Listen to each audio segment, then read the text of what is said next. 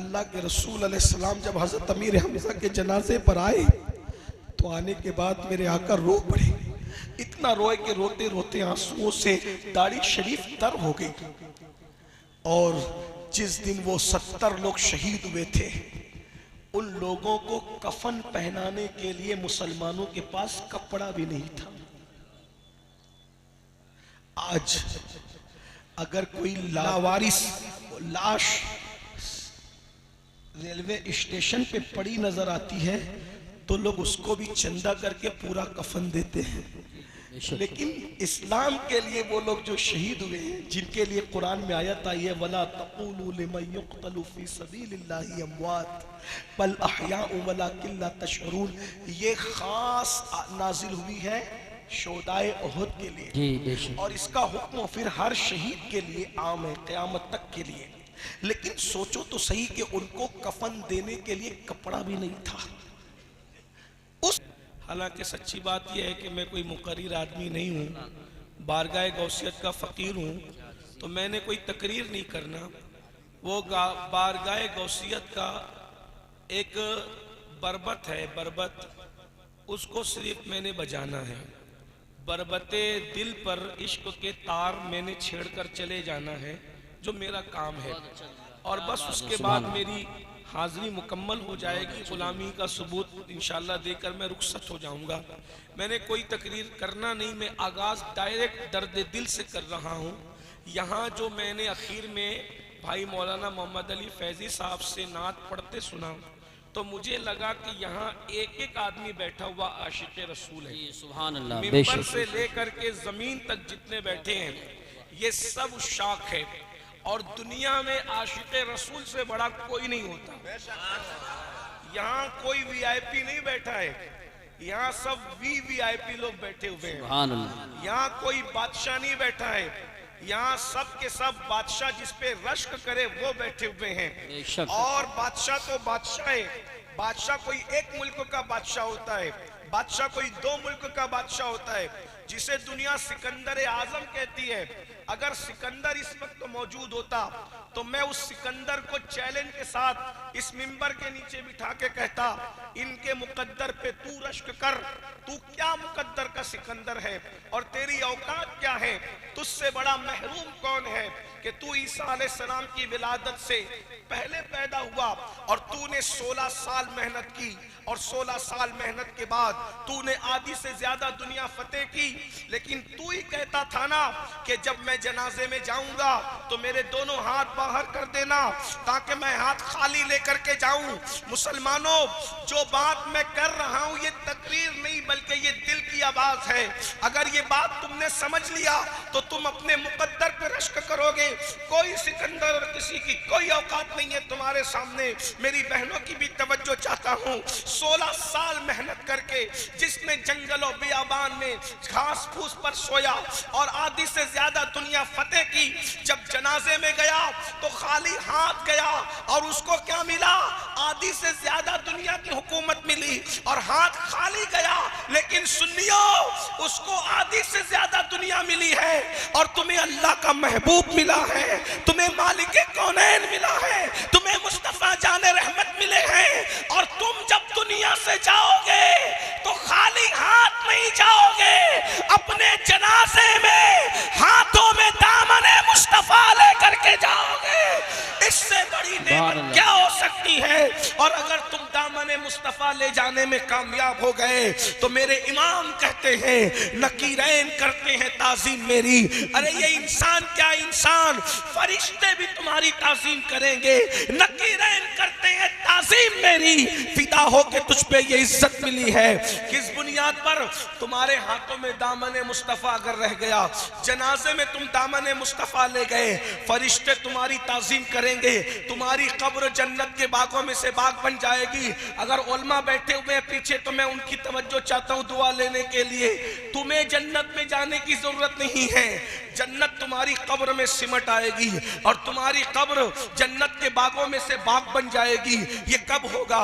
जब तुम नबी से वफा कर लोगे, रसूलुल्लाह से वफा कर लोगे। तुम सबके सब आशिक़े रसूल है।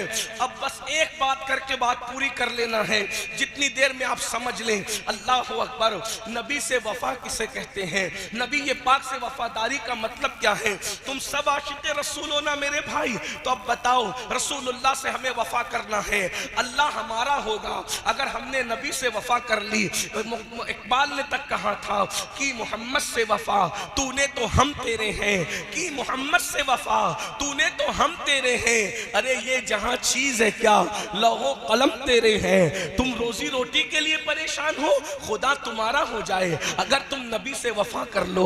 अरे तुम अल्लाह अकबर बिटिया की शादी के लिए परेशान हो, खुदा तुम्हारा हो जाए अगर तुम नबी से वफा कर लो। अल्लाह अकबर, ये नौकरियां क्या चीज है, दुनिया तुम्हारी गुलाम बन जाए अगर तुम नबी से वफा कर लो। नींद की गोली खा करके तुम्हें नींद नहीं आती, नींद क्या चीज है, जन्नत तुम्हारे पास सिमट आए। अल्लाह अकबर, अगर तुम नबी से वफा कर लो। मेरे भाई नींद क्या चीज है, क्या आपने नहीं सुना, अल्लाह अकबर, वो बगदाद का बहलूल जिसे दुनिया बहलूल दाना कहती है, वो दीवाना घरौंदा बनाकर जन्नत बेचता है बादशाह की बीवी को। अल्लाह अकबर, नबी की वफा कितनी बड़ी चीज है। अब यहाँ एक सवाल पैदा होता है, आप सबसे माफी चाहते हुए, क्या हम नबी के वफादार हैं? मिलाद मनाने वालों, 1500 साल जश्न मनाने वालों, कुमकुमे लगाने वालों, झंडे लगाने वालों, अपने घरों को सजाने वालों, मजलसा सजाने वालों, मुरीद होने वालों, कादरी, बरकाती, रज़वी, अशरफी, चिश्ती, वारसी, मदारी सब पढ़ने वालों, क्या हमारे अंदर वफादारी है नबी की? याद रखना, अगर नबी की वफादारी है तो तुम कादरी हो, वरना तुम कादरी कहलाने के हकदार नहीं हो। अगर तुम नबी के वफादार हो तो तुम चिश्ती हो, वरना तुम चिश्ती कहलाने के हकदार नहीं हो। अगर तुम नबी के वफादार हो तो तुम मदारी हो, वरना तुम मदारी कहलाने के हकदार नहीं हो। अगर तुम नबी के वफादार हो तो तुम रज़वी हो, वरना रज़वी कहलाने के हकदार नहीं हो। आप कहेंगे अमीनुल कादरी, ये नबी की वफादारी क्या होती है? मैं उसको एक मिसाल से समझाता हूँ और बात पूरी होगी, क्योंकि बात हो चुकी। 2.25 घंटा जब नबी की नात हुई तो बात हो गई, इसलिए कि जिक्र नज़्म में किया जाए या नस्र में किया जाए, जिक्र जिक्र होता है, महबूब का जिक्र जिक्र होता है। अल्लाह अकबर, अल्लाह अल्लाह। अब यहाँ 2 सवाल करना है मुझे आपसे, क्या हम नबी के वफादार हैं? अल्लाह अकबर, मिसाल के जरिए समझो। एक बंदा है, तवज्जो करना, बहुत ध्यान से सुनना, मैं देख रहा हूँ आप लोग बहुत तवज्जो से सुन रहे हो, और याद रखना तकरीर इतनी तवज्जो से नहीं सुनी जाती, दिल का दर्द ही संजीदगी से सुना जाता है। जब कोई दिल का दर्द बयान करता है तो आदमी कान लगा कर सुनता है, क्या कह रहा है जरा सुनो तो सही, बाद में नतीजा निकालेंगे। अल्लाह अकबर, तवज्जो करना मेरे भाइयों। एक बंदा है, क्या हम नबी के वफादार हैं? हाँ या नहीं कुछ मत बोलना, सिर्फ सुनना, बस आज सुनना है आपको, कुछ नहीं कहना है। अल्लाह अल्लाह, क्या हम नबी के वफादार हैं? एक बात कहूँ, अगर नबी के वफादार हो जाओगे ना तो नबी तुम्हारी मैयत के दिन तुम्हारे घर तुम्हें लेने आएंगे। ये एक एक जुमले का जिम्मेदार मैं हूँ, एक एक जुमले का जिम्मेदार मैं हूँ। जिसको सबूत चाहिए मैं हवाला भी पढ़ दूंगा। अभी हवाला इसलिए नहीं पढ़ रहा हूँ साथ साथ कि तकरीर नहीं हो रही, दिल का दर्द हो रहा है, बरबते दिल पर इश्क के तार छेड़ रहा हूँ। अगर माइक वाला भैया यहाँ मौजूद है, उससे गुजारिश है कि थोड़ा सा माइक की आवाज अगर वो खोल देगा तो अल्लाह तबारक व तआला उसके रिस्क का, उस रिस्क को खोल देगा इंशाल्लाह, उसके सोए मुकद्दर को खोल देगा इंशाल्लाह। माइक बहुत अच्छा है लेकिन थोड़ी सी आवाज खुल जाए। तो अर्ज ये कर रहा था, क्योंकि ये बात थोड़ी खुले फिजा में कहने की है जो अब मैं कहने जा रहा हूँ। क्या हम नबी के वफादार हैं? अगर हम नबी के वफादार हो जाएं, लोग कहते हैं नबी कब्र में तशरीफ लाते हैं, मैंने कहा आते सबकी कब्र में, लेकिन जो वफादार होता है मरने से पहले हुजूर उसके सराहने होते हैं, उसको लेने खुद आते हैं। अब बताओ, जिसको लेने रसूलुल्लाह आए उसको कब्र का खौफ क्या है? बल्कि मैं तो कहता हूँ यूसुफ अलैहिस्सलाम को देखें तो उंगलियां कटने का दर्द ना हो, जाने यूसुफ सामने हो तो रूह निकलने का मजा क्या होगा। मेरे इमाम कहते हैं जान तो जाते ही जाएगी कयामत, ये है जान तो जाते ही जाएगी कयामत, ये है, अब यहाँ मरने पे ठहरा है नजारा तेरा, अब यहाँ मरने पे ठहरा है नजारा तेरा। गौर कीजिएगा, जो नबी के वफादार होते हैं, नबी उनको लेने तक आते हैं, अल्लाह अकबर। फिर कब्र में उसको बाद में उतारा जाता है, पहले रसूलुल्लाह उसकी कब्र में खुद तशरीफ लाते हैं, उसके उतरने से पहले हुजूर आते हैं उसको सहारा देने के लिए। कोई वफादार होकर तो देखे, बस इतनी सी बात है। तो क्या हम नबी के वफादार हैं? हजारों लोग सरे शाम से लेकर अभी रात निस्फ गुजर चुकी, रात की सियाह जुल्फें उसके कमर से नीचे ढलक कर घुटनों की तरफ बढ़ रही है। ऐसे में आप यहाँ इश्क रसूल में बैठे हुए इतनी गर्मी में सुन रहे हो, क्या हम नबी के वफादार हैं? मैं कोई फतवा देने नहीं आया, लेकिन अपने आप से पूछो, दिल सबसे बड़ा मुफ्ती होता है। क्या हम नबी के वफादार हैं या नबी पे जुल्म करने वाले हैं? नबी पे जुल्म करने वाले हो या नबी से वफा करने वाले हो? नबी से जफा करने वाले हो या नबी से वफा करने वाले हो? क्या हम नबी के वफादार हैं? बस इतनी सी बात है। अब आपसे पूछता हूं, एक शख्स है, एक शख्स एक देहात में रहता है, देहात में रहता है, उसके घर में फाका कशी है, फाके पे फाका है, फाके पे फाका है। वो शख्स जो है, आपके ये गांव का नाम क्या है? आपके जंतीरा, जंतीरा से निकला और निकलने के बाद दिल्ली गया, दिल्ली गया, जगह जगह जाता है, घर घर जाके कहता है, मुझे नौकरी दे सकते हो, मेरे बच्चे फाके से हैं, मुझे नौकरी दे सकते हो, मेरे बच्चे फाके से हैं, मेरी बीवी के दुपट्टा फट गया है, उसको पहनने के लिए कपड़े नहीं है। मुझे घर घर जाता है और घर घर जाता है और धक्के खाता है। और गौर से सुनना, घर घर जाता है, धक्के खाता है, घर घर जाता है, धक्के खाता है। ऐसे में फिर उसको नौकरी मिलती है, वो मेहनत करता है, मेहनत करके खूब माल कमाता है। और जब माल कमाता है तो दिल्ली में उसका बहुत बड़े पौश इलाके के अंदर एक महल बन जाता है। उसके दो बेटे होते हैं, एक बेटा उसकी कमाई हुई दौलत को निकालता है और निकाल के ले जाकर जिना के अड्डे पे ले जाकर के खर्च करता है। वो रकम को निकालता है, निकाल कर उसकी सिगरेट पीता है, उसके पटाखे फोड़ता है, उसके डीजे लगाता है, नचनियों पे खर्च करता है, मुजरों पे खर्च करता है, गानों पे खर्च करता है। एक बेटा ऐसा है। दूसरा बेटा कहता है, नहीं नहीं, मेरे बाप ने बहुत मेहनत से कमाया है, मेरे बाप का पसीना माथे से जो है वो पैर तक आया है, तब कहीं जाकर ये बिल्डिंग बनी है, तब कहीं जाकर ये बंगला बना है, तब कहीं जाकर ये माल आया है। मैं अपने बाप की दौलत को आग नहीं लगाऊंगा, इसकी हिफाजत करूंगा, इसमें बढ़ोतरी करूंगा। अब मुझे बताओ, दोनों में बाप का गद्दार कौन है और बाप का वफादार कौन है? बाप पर जुल्म करने वाला कौन है और बाप का गद्दार कौन है और बाप का वफादार कौन है? बोलो, आप क्या जवाब दोगे? अब जवाब देने का वक्त आया। बोलो, दोनों भाइयों के अंदर कौन वफादार है? बोलो, कौन वफादार है? बात समझ में आई तो अब जवाब दो। कौन वफादार है दोनों भाइयों में? जो बाप की दौलत का ख्याल करता है, जो बाप की मेहनत का ख्याल करता है। यही है, मैं सही कह रहा हूं? बोलो भाई, सही कह रहा हूं? आवाज आपकी नहीं आ रही, कोई बात नहीं, लेकिन आप मेरी बात का तायीद करे। बोलो, जो बाप की मेहनत का एहसास करे वो वफादार है, या जो बाप की मेहनत का एहसास न करे वो वफादार है? दोनों में वफादार कौन है? आखिरी तक बोलो, कौन है वफादार? आप जवाब देंगे सब। कौन वफादार है? जो बाप की, जाहिर सी बात है आपके पास माइक नहीं है, लेकिन अगर आप जवाब देंगे तो यहां तक आवाज आएगी। सब मिलके बोलो, बोलो, बाप का वफादार कौन है? जो बाप की मेहनत का ख्याल करता है, और जो बाप की मेहनत को ख्याल नहीं करता वो बाप पर जुल्म करता है, बाप का गद्दार है तो बाप ही का बेटा मगर गद्दार है। अगर इतनी बात तुम्हारे समझ में आ गई, सब समझ गए, इसको यहीं छोड़ दो। इस मिसाल को मिलाने के लिए नहीं कहा, समझाने के लिए कहा। अब बताओ, तुम्हारा बाप दर दर भटकता है, तब जाकर के दौलत आती है। अब बिला तमसील, बिला तमसील, बिला तमसील, करोड़ों बार बिला तमसील नबी जमीन पर क्यों आए? कुरान कहता है, हुवल्लज़ी अरसल रसूलहु बिल हुदा व दीनिल हक़ लियुज़हिरहु अलद्दीन कुल्ली वलौ करिहल मुशरिकून। ये वो अल्लाह है, बल्कि वो है, वो वही है जिसने दीन हक के साथ अपने रसूल को भेजा। और रसूल क्यों आए? लियुज़हिरहु अलद्दीन कुल्ली, ताकि दीन हक गालिब आ जाए, दीन हक को गलबा नसीब हो जाए। यानी मेरे और तुम्हारे रसूल ने इस दीन को, ये जो छोटा सा सा देहात है जिसका नाम भी मुझे याद नहीं रह पा रहा है। इस छोटे से देहात में अगर नमाज पहुंची है, अगर कुरान पहुंचा है, अगर इस्लाम पहुंचा है, तो ये मेरे नबी की मेहनतों का नतीजा है। अरे बाप की मेहनतों को याद रखने वालों, तुम्हें रसूल पाक की मेहनत याद है? आइए थोड़ा सा उसको याद कर लो और फिर कहो कि क्या हम नबी के वफादार हैं। लोगों, अल्लाह अकबर, बाप का पसीना सर से पैर तक आता है तो तुम्हारा बंगला बनता है। बाप का पसीना सर से पैर तक आता है तो तुम्हारी दौलत इकट्ठा होती है। लेकिन नबी का पसीना पैर तक नहीं आया, बल्कि नबी का खून था जो पेशानी से निकला और उससे नालैन भर गई। यानी दीन के लिए नबी ये पाक की मेहनत कितनी है, उस मेहनत को कभी याद किया है? अल्लाह की इज्जत की कसम, मेरी बहनों की भी तवज्जो चाहता हूँ। ब्यूटी पार्लरों में जाने वाली मेरी बहनों, थोड़ा तसव्वुर तो करो।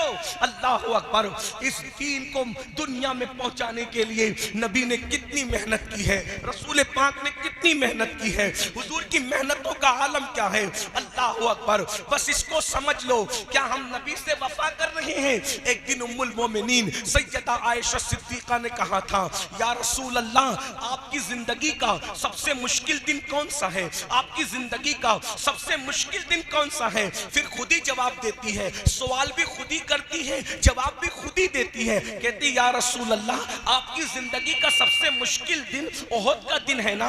अल्लाह अकबर, चूंकि वो दिन अपनी आंखों से देख चुकी थी। अल्लाह अल्लाह, उम्मुल मोमिनीन कहती है, ओहद का दिन सबसे मुश्किल दिन था ना आका? आका फरमाते, नहीं आयशा, हालांकि आयशा सिद्दीका उम्मुल मोमिनीन ने ओहद का दिन देखा था। ओहद का दिन कितना मुश्किल था। अल्लाह अकबर, एक दिन में 3 मरतबा पेट भर करके खाने वालों, मस्जिदों को वीरान करने वालों, नबी की मेहनतों को भूल जाने वालों, शादियों में डीजे लगाने वालों, फजर की नमाज में सोते पड़े रहने वालों, नबी की मेहनतों का एहसास कर लो। जो बाप की मेहनत का एहसास न करे वो बाप का गद्दार है, और जो नबी की मेहनत का एहसास न करे उसके लिए मैं क्या अल्फाज का इंतखाब करूं? सुनो सुनो, उम्मुल मोमिनीन कह रही है, आका, ओहद का दिन आपकी जिंदगी का सबसे मुश्किल दिन था। कहा, नहीं आयशा, लेकिन ओहद का दिन क्या था वो सुन लो। 70 लाशें एक साथ मदीने से उठी है, 70 सहाबा शहीद हुए हैं, शहीद। अल्लाह अकबर, यानी कितनी औरतें बेवा हुई है जब कहीं जाकर इस्लाम को तरक्की मिली है। कितने नन्हे नन्हे बच्चे यतीम हुए हैं, कितने घर वाले बेघर हुए हैं, तब ये दीन तुम तक पहुंचा है। दीन को गाने के दरवाजे पर बेचने वालों, दीन को फिल्मों की चौखट पर सौदा करने वालों, कयामत में मरना, मर के अल्लाह को मुंह दिखाना है, कब्र में रसूलुल्लाह को मुंह दिखाना है। क्या जवाब दोगे अपने नबी को? अल्लाह अकबर, 70 सहाबा शहीद हुए और हजरत अमीर हमजा की शहादत। अल्लाह अकबर, शहादत अमीर हमजा। अल्लाह अल्लाह, एक शख्स ने अमीर हमजा को शहीद किया। एक औरत के कहने पर हजरत अमीर हमजा के कान काटे गए, नाक काटी गई, होंठ काटे गए, जबान काटी गई।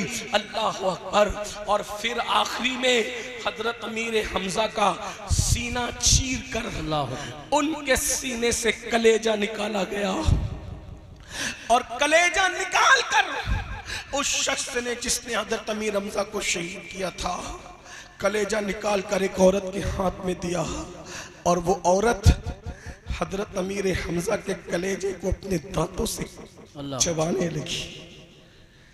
चबाने वाली खातून ने रसूलुल्लाह के चचा हजरत अमीर हमजा का कलेजा चबाया, और जब हजरत अमीर हमजा का कलेजा चबाया, अल्लाह के रसूल अलैहिस्सलाम जब हजरत अमीर हमजा के जनाजे पर आए तो आने के बाद मेरे आका रो पड़े।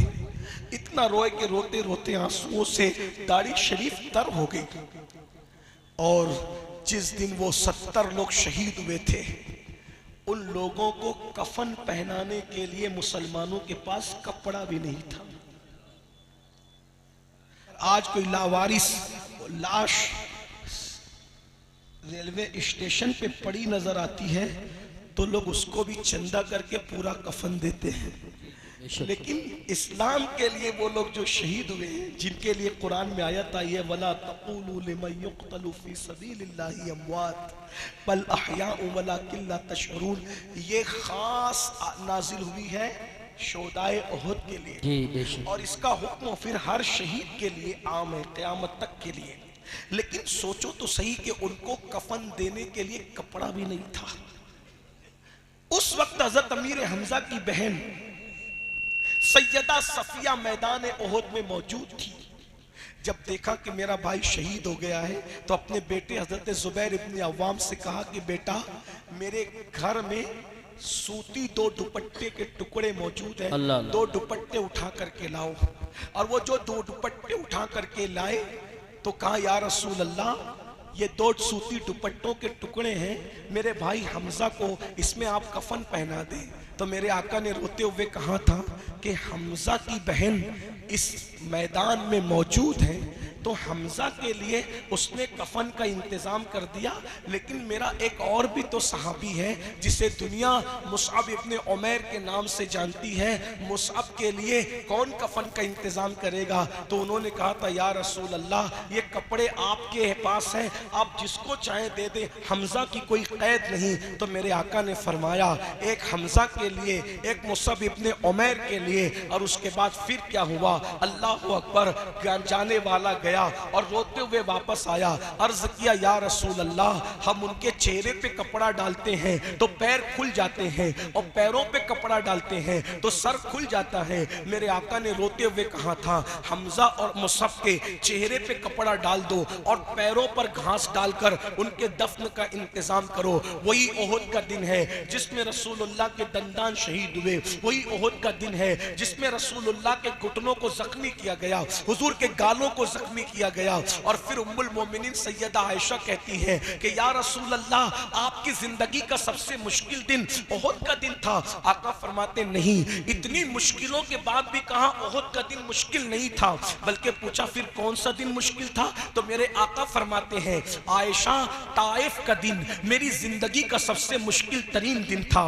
जश्न मिलाद मुस्तफ़ा की महफिल सजाने वालों, ये ताइफ का दिन क्या दिन था? मेरे आका अलैहिस्सलातु व तस्लीम जब ताइफ में गए तो एक ही गुलाम साथ में था। अल्लाह के रसूल अलैहिस्सलातु व तस्लीम ताइफ वालों के घर घर जाते और उनको दीन की दावत देते, लेकिन किसी ने इस्लाम कबूल नहीं किया। बल्कि इस्लाम कबूल नहीं किया, लेकिन चंद लड़कों को, चंद छोकरों को अल्लाह के रसूल के पीछे लगा दिया और कहा इनको पत्थरों से मारते रहो और पीछे चिल्लाते रहो कि पागल पागल माज़अल्लाह सुम्मा माज़अल्लाह। इस तरीके से वो चिल्लाते रहे। आका फरमाते आयशा, जिस वक्त वो मुझे मारते थे सर से लेकर पैर तक खून की फुहारें थी, पूरा वजूद खून से लहू लहान था, हत्ता के नालैन खून से भर गई। आका फरमाते हैं बतकाज़े बशरियत जब अल्लाह के रसूल बैठ गए तो उन्होंने हुजूर को बैठने नहीं दिया, बल्कि दोनों हाथ पकड़ के हुजूर को खड़ा किया और खड़ा करने के बाद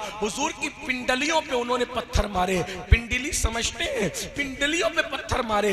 अब मैं तुमसे पूछता हूँ, इस तरह की मेहनत करने वाले रसूल जिन्होंने मेहनत करके दीन को हम तक पहुंचाया, आज हमारे पास दीन की अहमियत क्या है? आज हमारा नौजवान जलसे में तो कहता है कि गुलामी रसूल में मौत भी कबूल है, लेकिन जब फजर की नमाज की बात आती है तो बहुत सादगी से कहते हैं मौलाना हमें नमाज का टाइम नहीं मिलता। बोलो, अगर बाप की मेहनतें सामने हो तो बड़ी से बड़ी मेहनत करने के लिए बेटा तैयार होता है कि नहीं होता? तो रसूल पाक की मेहनतों की कदर क्यों नहीं करते? क्या तुम ये सोचते हो कि आका ने चांद के 2 टुकड़े किए थे और पूरा मक्का मुसलमान हो गया था? चांद के टुकड़े करना हक है, सूरज को पलटाना हक है, दरख्तों को अपने पास बुलाना हक है, मगर याद रखो ये मोजज़ात देखकर जालिमों ने कहा था ये तो जादू है, लेकिन रसूल पाक की मेहनतें थी।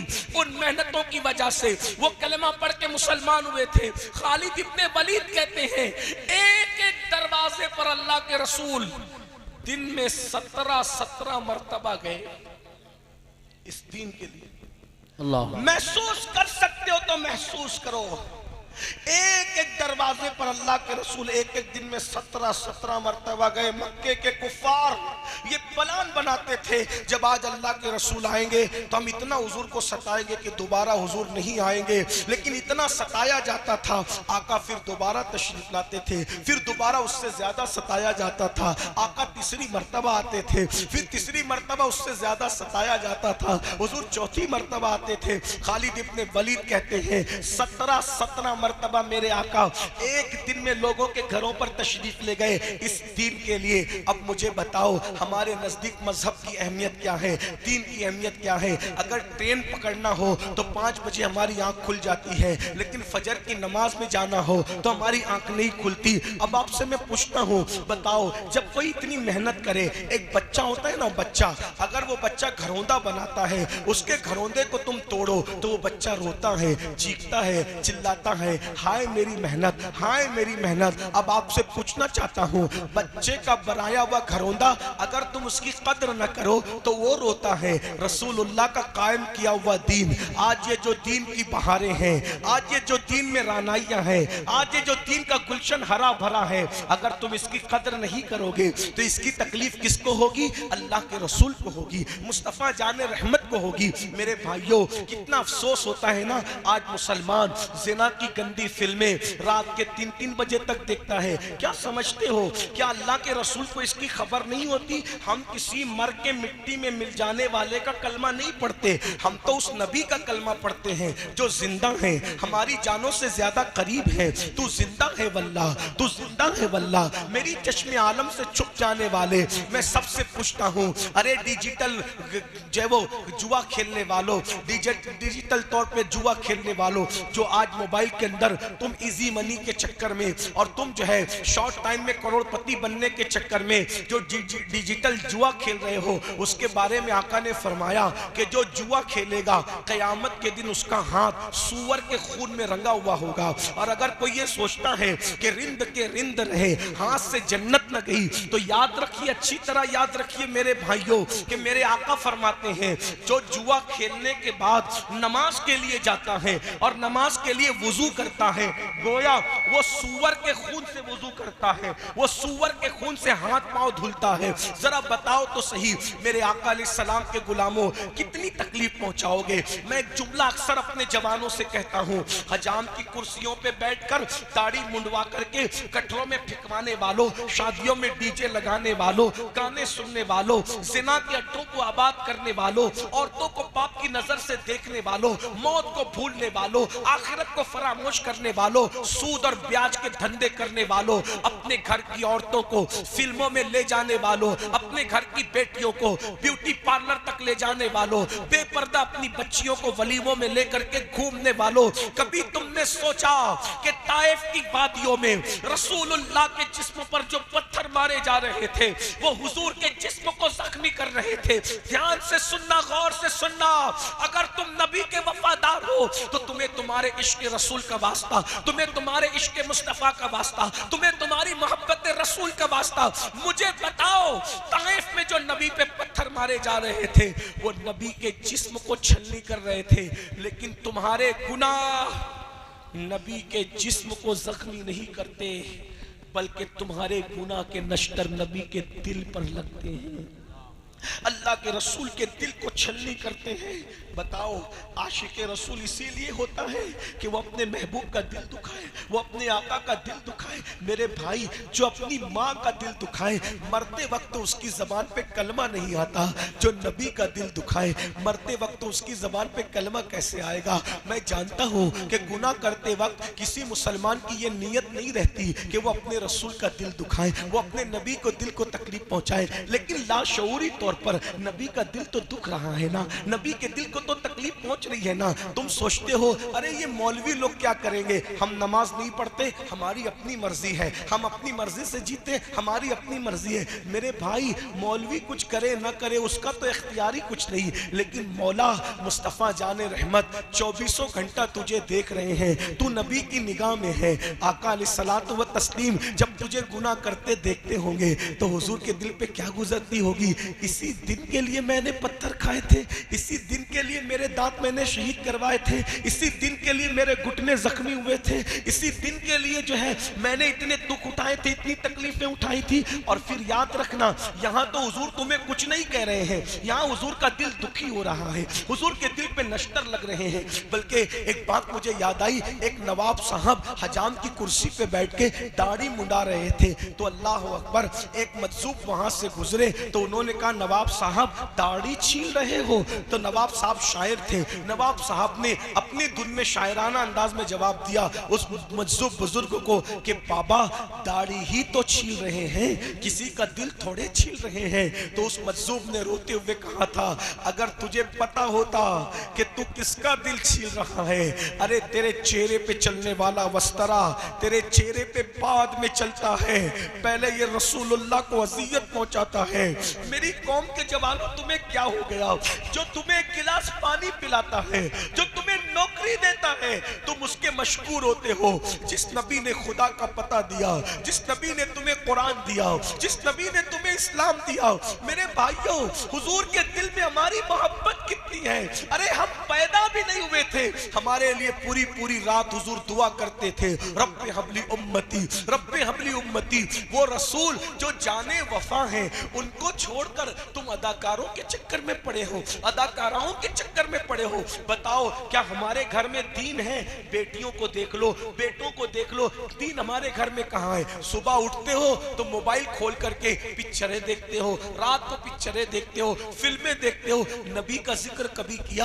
आका पर दुरूद कितना पढ़ते हो? हुजूर का कलमा कितना पढ़ते हो? आका का जिक्र कितना करते हो? नहीं, हुजूर कभी याद भी नहीं आते। और हीरो को रोज देख रहे हो, नचनिया को रोज देख रहे हो। अरे मेरे भाई, जिस हीरो से तूने दिल लगाया है, तुम्हारे मोबाइल की स्क्रीन पर हीरो की तस्वीर है, तुम्हारे मोबाइल के रिंगटोन पर हीरो के आवाज में गाने हैं। इश्क नबी का करते हो, दावाए इश्क रसूल है, फिर हीरो की तस्वीर मोबाइल के स्क्रीन पर क्यों है? बताओ, ये मोबाइल हीरो के सदके मिला है या रसूलुल्लाह के सदके मिला है? मेरे इमाम कहते हैं, जो मिला तुमसे मिला, तुम पे करोड़ों दुरूद, सब तो नबी के सदके में, जिंदगी नबी के सदके में, ये शान शौकत नबी के सदके में, ये नाज ये अंदाज हमारे नहीं होते, झोली में अगर टुकड़े तुम्हारे नहीं होते, इतनी शान और शौकत की जिंदगी नहीं गुजरती अगर रसूलुल्लाह का सदका ना मिला होता। नबी के सदके में नेमतें मिलती हैं और दिल नचनियों से लगाते हो। वो नचनिए, कभी उनसे मिलने जाओ तो देखना उनका गेट कीपर तुम्हें भगा देगा, उनके दरवाजे का कुत्ता भौंक भौंक कर तुम्हें भगा देगा। और अगर कभी किसी सोर्स से मिल भी जाए तो इधर उधर मुंह टेढ़ा करके वो तुम्हारे साथ एक बार मुसाफा करेगा चंद सेकंड और एक फोटो ले लेगा, बाकी कुछ नहीं। उसको दिल दिया जो तुम्हें जानता ही नहीं। और वो रसूल जो पूरी पूरी रात तुम्हारे लिए मगफिरत की दुआ करते थे, बख्शिश की दुआ करते थे, जिनके पैर सूज जाते थे खड़े खड़े उम्मत के लिए दुआ करते हुए, उस रसूल से वफा नहीं करते। तो फिर सुन लो, अब बात एंड करते हुए, एक दिन मौत आनी, मौत की तलवार सरों पे लटक रही है। एक दिन मौत आनी है और मरना चाहोगे तो भी मौत आएगी, न मरना चाहोगे तो भी मौत आएगी। मैं दुआ करता हूं कि अल्लाह तुम्हें लंबी उम्र दे, सबको लंबी उम्र दे, लेकिन एक दिन मौत आएगी। और जब मौत आएगी ना, तो कब्र में सब छोड़ के चले जाए। कोई भी साहब, ये नाजिम साहब, मुकर्री साहब, नात खां साहब, आलिम साहब, इमाम साहब, कोई अपनी कब्र में नहीं आएगा। कोई आएगा? कोई नहीं। ये दुनिया बेवफा है। दुनिया से बड़ी बेवफा मैंने कोई चीज नहीं देखी। गालिब ने कहा था, हमने माना कि तगाफुल न करोगे, लेकिन खाक हो जाएंगे हम तुमको खबर होने तक। मेरे भाई, जिनके साथ 3-3 घंटे बैठते हो, 10 मिनट नमाज का टाइम, नमाज के लिए टाइम नहीं निकालते, जिनके साथ 3-3 घंटे बैठते हो, तुम्हारी मैयत के बाद ये तुम्हारे जनाजों में नहीं आएंगे। लोग जनाजे में नहीं आते, ये तुम्हारे लिए जीते जी दुआ नहीं करते, तो मरने के बाद ये तुम्हारे लिए क्या दुआ करेंगे? कब्र में कोई नहीं आएगा, सब मनो मिट्टी के नीचे दबा करके चले जाएंगे। बस इतना याद रख लो, सब मनो मिट्टी के नीचे दबा करके चले जाएंगे, कोई नहीं आएगा। बहुत माफी के साथ, किस किस से दिल लगाया? जीते जी तो जो तुम्हें फोन नहीं करते, मरने के बाद वो क्या काम आएंगे कब्र में? ये बेवफा दुनिया है, बहुत बेवफा। बच्चे भी रोएंगे धोएंगे घर चले जाएंगे, बीवी रोएगी धोएगी घर पड़ी रहेगी, माँ बाप रोएंगे धोएंगे, कोई किसी की कब्र में नहीं आता। और कब्र वो जगह है, अल्लाह के रसूल फरमाते हैं इतना अंधेरा है कब्र में कि एक हाथ को दूसरा हाथ सुझाई नहीं देता। मुर्दा जाने वालों को हसरत से देखकर कहता है सब मुझे छोड़ के जा रहे हो, सब मुझे छोड़ के जा रहे हो, सब मुझे छोड़ के जा रहे हो। जब वो कोई जवाब नहीं देता तो गोया एक आवाज आती है, ऐ मेरे गुलाम, अगर तुझे सब छोड़कर चले गए तो तू गम न कर, सब चले गए, अब आने वाला आता है। कौन आ रहा है? सब ने तेरे साथ बेवफाई की, जाने वफा तेरे पास आता है। कौन आता है? अल्लाह की मखलूक में उससे बड़ा कोई नहीं। बेशक। कौन आता है? अल्लाह की मखलूक में उनसे खूबसूरत कोई नहीं। बेशक। कौन आता है? अल्लाह की मखलूक में उनसे सखी कोई नहीं। बेशक। अल्लाह की मखलूक में उनसे अजीम कोई नहीं। बादश खुदा बुजुर्ग तुई, किस्सा मुख्तसर। अरे कौन आता है? तो मेरे इमाम कहते हैं कब्र में लहराएंगे ताहज्र चश्मे नूर के, जलवा फरमा होगी जब तलअत रसूलुल्लाह की, हुजूर की आमद होगी, आका कब्र में तशरीफ लाएंगे। अब कब्र में आएंगे तो आप सब खुश हो गए ना, सब खुश हो गए। कब्र में आएंगे तो हुजूर कब्र में आएंगे, इंशाअल्लाह आएंगे इंशाअल्लाह। लेकिन यहाँ आने के बाद जो लोग वाकई इल्म और इश्क रखते हैं वो लरसते हैं, हुजूर कब्र में आएंगे। हम तो नारे लगा रहे हैं हुजूर कब्र में आएंगे, और अल्लाह वाले हुजूर कब्र में, वो सीना पकड़ रहे हैं, वो दिल पकड़, हुजूर कब्र में आएंगे। हमने अल्लाह वालों से पूछा, अरे हम तो नारे लगाते हुजूर कब्र में आएंगे, आप दिल क्यों पकड़ रहे हैं? तो क्या कहते हैं पता है? हम हुजूर का सामना कैसे? अल्लाह। अगर बेटा जिना करते हुए पकड़ा जाए तो वो अपने बाप का सामना करता है? बेटा चोरी करते हुए पकड़ा जाए और बाप को मालूम है मेरा बेटा चोरी करके आए, वो अपने बाप का सामना कर पाता है? नहीं। अब मुसलमानों, बस मैं अपनी गुफ्तगू तमाम कर रहा हूँ इसी दर्द दिल पे आपसे पूछता हूँ, अगर बाप को मालूम हो कि मेरा बेटा जानी है, शराबी है, चोर है, डाकू है, तो क्या बेटा अपने बाप के सामने मुंह दिखाने के काबिल रहता है? और अगर बाप के सामने आ जाए तो बाप क्या करता है? मुंह फेरता है कि नहीं फेरता? गैरत बाप बिला तमसील, बिला तमसील कब्र में हुजूर आए, हुजूर आए, हुजूर आए। सब छोड़ के चले गए थे, इमाम साहब भी, मौलाना साहब भी, मुकर्रिर साहब भी, सैयद साहब भी, सब छोड़ के चले गए थे। अगर मौलाना मुझे आप माफ करें तो एक सच्ची बात कह दूं, पीर साहब भी छोड़ के चले गए। बिल्कुल बेशक, यही बात। या पीर या पीर या पीर करते हो ना, सब पीरों से मोहब्बत करो, पीरों का दामन पकड़े रहो, मुझे कोई एतराज नहीं, लेकिन कब्र में यहाँ पीर साहब भी नहीं है। बेशक। और आजकल के इल्ला माशाल्लाह सबकी बात नहीं करता, लेकिन ज्यादातर जो पीर बेचारा मस्जिद में नहीं आता वो पीर तुम्हारी कब्र में क्या आने वाला है? बताइए ना। बहुत माफी के साथ, मैं आपका रिश्ता पीरों से तोड़ने नहीं आया, जोड़ने आया हूँ, लेकिन जो अल्लाह के घर में ना आए वो तुम्हारी कब्र में क्या आएगा मेरे भाई? जो औरतों से पैर दबाए वो खुद जहन्नम का ईंधन बनेगा मेरे भाई, वो क्या आएगा मेरे भाई? खुदा के लिए अपने आप पे रहम कर लो।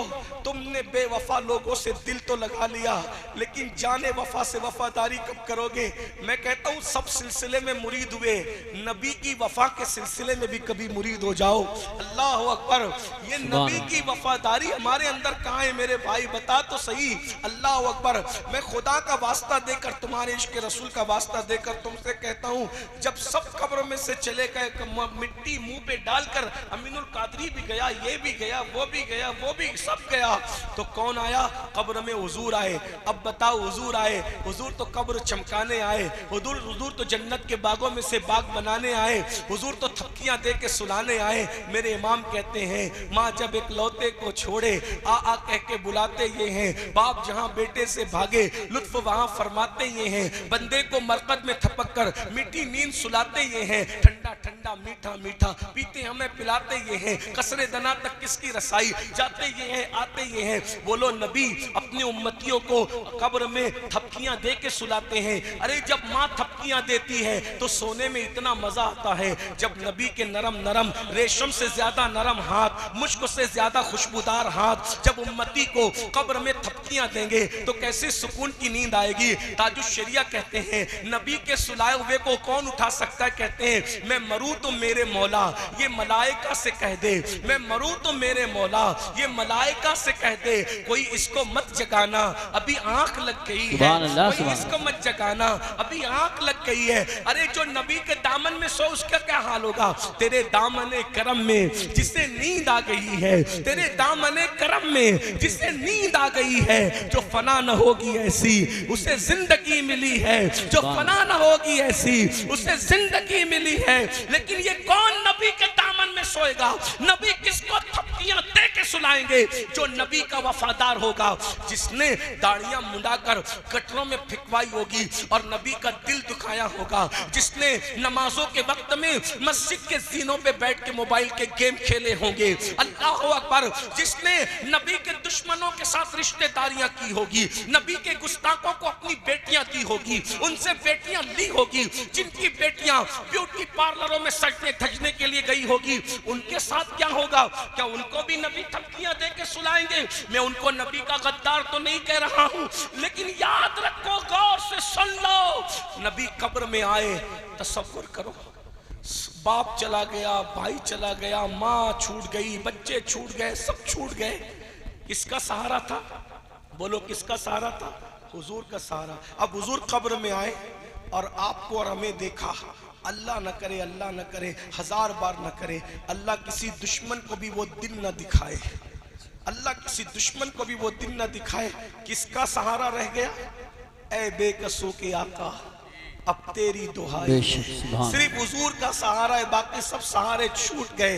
ऐसे में हुजूर से आंखें मिली और हुजूर ने देखा और कहा, अच्छा तू ही था, सूद के धंधे करता था, अल्लाह ब्याज के धंधे करता था, तूने मेरा फरमान नहीं सुना था कि जिसने सूद का ब्याज का एक लुक्मा खाया गोया उसने अपनी माँ के साथ 36 मरतबा ज़िना किया। अल्लाह तू ही था, नमाज का मजाक उड़ाता था, तू ही था जो मस्जिदों के दरवाजे पे बैठ के गेम खेलता था, लेकिन तुझे मस्जिद में जाने की तौफीक नहीं थी।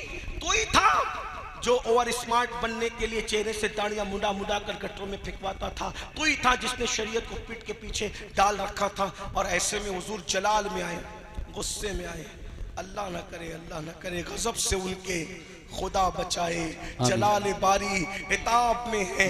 अल्लाह अकबर। हुजूर जलाल में आ जाए, गुस्से में आ जाए और मुंह फेर कर, चेहरा फेर कर, रुखे अनवर फेर कर तेरी कब्र से जलाल में गुस्से में वापस चले जाएं। मुझे बताओ मेरे भाई, बस इतनी बात मैं तुम्हें इतनी दूर से कहने के लिए आया था। अगर अल्लाह न करे हुजूर चेहरा फेर लें तो फिर दुनिया में और आखिरत में मुझे और आपको कौन बचाएगा। अपने आप पे रहम कर लो। 10 मिनट का टाइम मस्जिद के लिए निकाल लो, नमाज के लिए 10 मिनट का टाइम निकाल लो। आशिकों ने तो पहली रात की दुल्हन छोड़ करके शहादत को कबूल किया, और हम लोग नींद छोड़कर 10 मिनट की नींद कुर्बान करके मस्जिद में नहीं आ सकते। नारे तकबीर, नारे नहीं छोड़ सकते, नारे गौसियत, नशा नहीं छोड़ सकते, बदनिगाही नहीं छोड़ सकते। ये मेरी माएँ और बहनें बैठी है,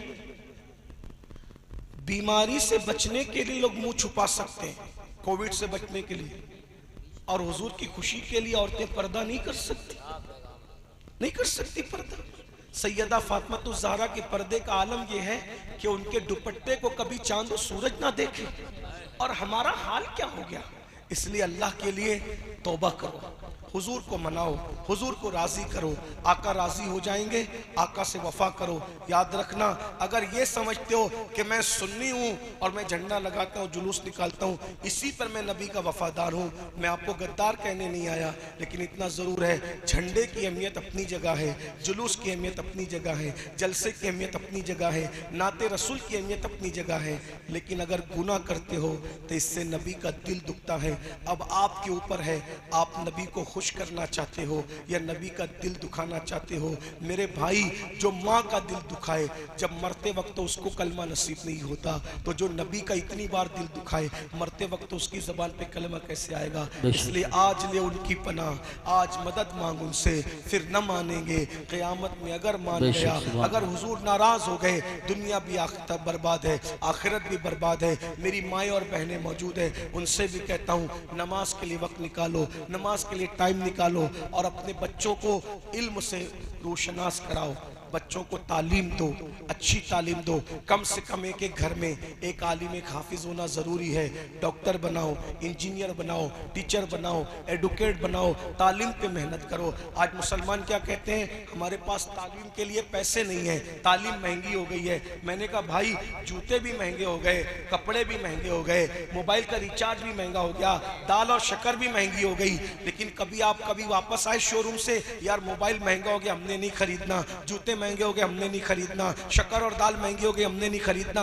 हर महंगी चीज खरीदते हो तो तालीम के लिए बहाना क्यों लगाते हो कि तालीम महंगी हो गई। जब ये दुनिया ही महंगी है तो फिर इस महंगे जमाने के अंदर 8 घंटे की बजाय 12 घंटा मेहनत करो, 12 घंटे की बजाय 14 घंटा मेहनत करो और ज्यादा मेहनत करके अपने बच्चों को पढ़ाओ, अपने बच्चों की तालीम पर कोशिश करो। और एक बात आपको बताऊं, 2-2 करोड़ की मस्जिदों के गुंबद बनाने की बजाय, 2-2 करोड़ के मस्जिदों के मीनार बनाने की बजाय, वो 2 करोड़ का मीनार और गुंबद बनाने की बजाय वो करोड़ों रुपए अच्छी स्कूलों के लिए खर्च करो, अच्छे मदरसों के लिए खर्च करो, अच्छी यूनिवर्सिटी के लिए खर्च करो, अच्छी तालीम गांव के लिए। बहुत बहादुर बनते हो ना, हमारी बच्चियों को पर्दे में पढ़ने नहीं दिया जा रहा है, हम नारा लगाएंगे, ये करेंगे, वो करेंगे। मैंने कहा तुम्हारी बच्चियां लोगों की स्कूल की मोहताज क्यों हैं? अरे तुम अपने शहर में, अपने मोहल्ले में खुद इस्लामिक स्कूल कायम करो, अंग्रेजी तालीम हो और इश्क रसूल के माहौल में, पर्दे के माहौल में हम अपनी बच्चियों को खुद पढ़ाएं।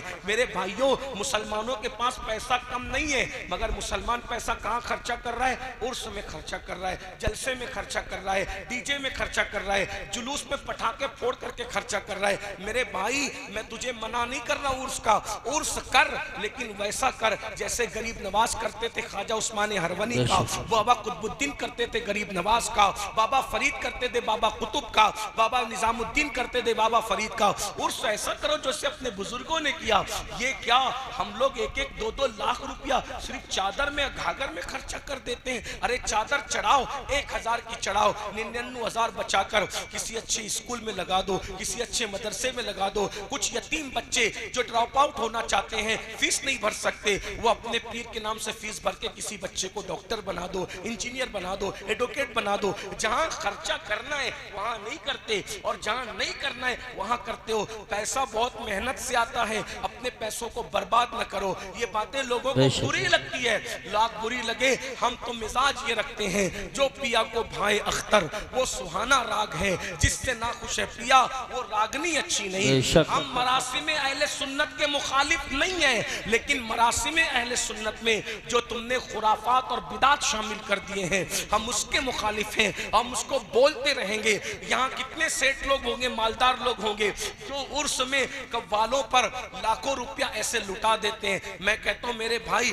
मैं जायज नाजायज की बहस में अभी नहीं जाता, इतना कहता हूँ वो जो लुटाते हो ना, उसमें किसी बेवा के सर पे दुपट्टा डाल दो। वो जो लुटाते हो ना, किसी यतीम की स्कूल की फीस भर दो। खुदा के लिए जरा ये सारे काम करो ताकि पीर की रूह भी खुश हो, रसूलुल्लाह भी हमसे खुश हो, खुदा भी हमसे राजी हो। वगरना अपनी मर्जी से जियोगे तो फिर अपनी मर्जी है। कुरान कहता है इन्ना बत्श रब्बिका लशदीद, तेरे रब की पकड़ बड़ी सख्त है। इसलिए अगर राजी करना है अल्लाह रसूल को राजी करो, दीन पर अमल करो। और एक बात का हमेशा ख्याल रखना, मेरा उठने वाला कदम मेरे नबी को खुश करेगा या नाराज करेगा, इसके साथ जिंदगी जियो। कुरान कहता है वल्लाहु व रसूलुहु अल्लाह और उसका रसूल इस बात के ज्यादा हकदार हैं कि उनको राजी किया जाए। और मेरे इमाम ने तो फिर पैगाम दे दिया, उन्हें जाना, उन्हें माना, न रखा गैर से काम।